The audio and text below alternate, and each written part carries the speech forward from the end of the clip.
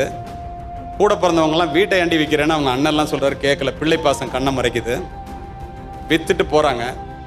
பணத்தெல்லாம் மேலே அனுப்பிச்சிட்டான் சிங்கப்பூருக்கு. அவனுக்கு கல்யாணம் ஆகி 2 பிள்ளை இருக்குது, இவங்களுக்கு தெரியாது.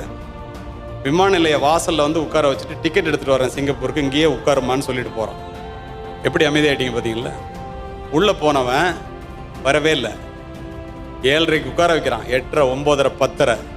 இமிக்ரேஷன் ஆஃபீஸர் வெளியில் கேமராவில் பார்த்துட்டு ஒரு லேடி மட்டும் உட்காந்துருக்கிறத பார்த்துட்டு ஏமா உட்காந்துருக்கேன்னு கேட்குறேன்.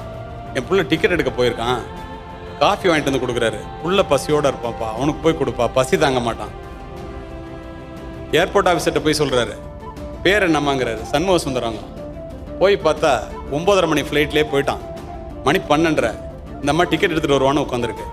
தாயை தவிக்க விட்டு விட்டு போய்விட்டான் என்பதை அறிந்து கொண்ட பிறகு நேராக வீட்டுக்கு போனிச்சு, மண்ணெண்ணெய் ஊற்றி நெருப்பு வச்சு. இது எதற்காக சொல்லுகிறேன்னு தெரியுமா?